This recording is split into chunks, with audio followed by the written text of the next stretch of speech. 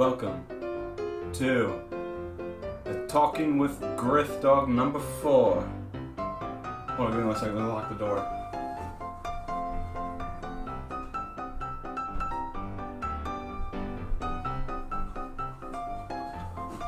Okay, we're back. Today, okay, let's sit down actually. So today we're going to be actually reacting to a video. It's called "The Ocean is Way Deeper Than You Think." Wanted to be doing this for a while. It looks pretty cool. So it's really cold outside. I'm getting a blanket. Okay, so let's start this. The ocean is really, really deep. Deeper, in fact, than most of us realize. If you were to shave off all of the land from the tops of every continent and island in the world and fill up the ocean's deepest points with that land, then the entire Earth would be covered in an ocean 2 miles deep. What? Now that is a lot of ocean. That's a lot of water. But the ocean's very deep. I can see why. Let's actually move my mic all the way over here. And okay. 4/4 of our planet is already covered in water though, and it goes a lot deeper than just 2 miles. Let's start with a sense of scale. This dot right here is the size of an average human. This slightly larger dot is the size of an elephant, and this is the size of the largest ship ever built, the Knock Nevis. With that in mind, let's start going underwater and see what we find out. What? You're only that big compared to the rest of the ocean? Duh. It doesn't look like average size. It looks like we're a little bit too big, but it's okay. The first milestone is at 40 meters below the surface, which is the maximum depth allowed for recreational scuba diving. Those divers better be very, very, very careful. A little further down at 93 meters is where the wreck of the Lusitania was discovered, which is interesting because the Lusitania itself is 240 meters long, which means that it sank in water shallower than it is long, so if the ship was standing on its stern or bow, it would be sticking out of the water. That's what she said. Okay, what? Well then why didn't the ship do that then? Come on, Aside. Just slightly deeper than that, at 100 meters, is where diving can become seriously fatal if you're not careful because of decompression sickness. But that didn't Depression sickness? Well, I never heard of that before. Keep on watching. Stop a man named Herbert Nitsch to accomplish the free diving world record at a depth of 214 meters. This guy swam down to this level with just one single breath. He must have took a big breath then if he could do that with one single breath. That's a long way down. Holy crap. Boom, dead on his A little further down at 332 meters, we have the scuba diving world record, which was accomplished by another man named Ahmed Gabir. If he had swam down another 111 meters, then he would have reached the height of the Empire State Building if it was submerged underwater. Height of the Empire State Building? It's pretty far down.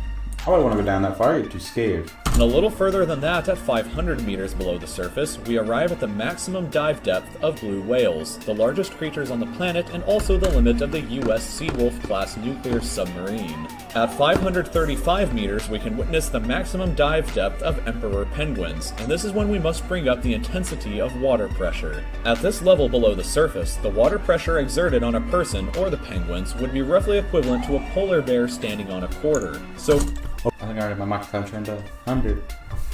Further down the depths, at 830 meters, would be the height of the Burj Khalifa in Dubai, the tallest building in the world.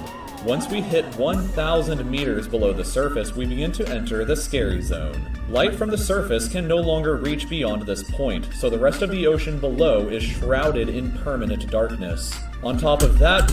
Permanent darkness? How can you see what's going on down there?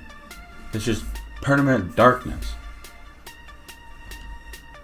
The water pressure you would experience at this point would be about the same as if you were standing on the surface of the planet Venus, meaning that you would die very quickly. You would also meet the giant squid at this sea level if the water pressure didn't already kill you. At 1,280 meters, we reach the maximum depth dived to by the leatherback sea turtle, and further down at 1,000... That's pretty far down. 3,828 meters, we would reach the deepest part of the Grand Canyon were it to be underwater with us. Down at 2,000 meters, we start to encounter some of the more terrifying sea creatures, like the ominously named black dragonfish, a carnivorous beast with a stomach that doesn't allow light to be emitted through it. Meaning that since we're in total darkness underwater at this point, the only way you would ever see this thing is with a flashlight. So imagine, just down there, you have a flashlight outside, you turn it, it's like this. Oh no! There's just a big creature standing there. I don't know if you guys see. Further down, at 2,250 meters, we would reach the maximum depth dived to by both sperm whales and the very frightening colossal squid. Sperm whales often have sucker marks and scars left on their bodies from battles with the colossal squid that likely take place at these incredible depths. The squids themselves can grow to be... Just imagine what's happening down there right now. There's probably a fight going on right now with these two boys. And that's amazing. 14 meters long and weigh up to 750 kilograms with eyes the size of a dinner plate and razor-sharp sickles in the middle of their tentacles. So yeah, good luck with that down there. Way further down at 3,800 meters we can find the wreck of the RMS Titanic. And a bit past that, at 4,000 meters, we start to enter the abyssal zone of the ocean. Water pressure is at an astonishing 11,000 pounds per square inch down here, and there are numerous strange, almost alien-like creatures that inhabit these depths, such as the fangtooth, anglerfish, and viperfish. Down at 4,267 meters is the average depth of the ocean where you would normally expect to hit the floor, but there are parts of the ocean that... There we go, finally we get to hitting the floor. It's only 4,267 meters.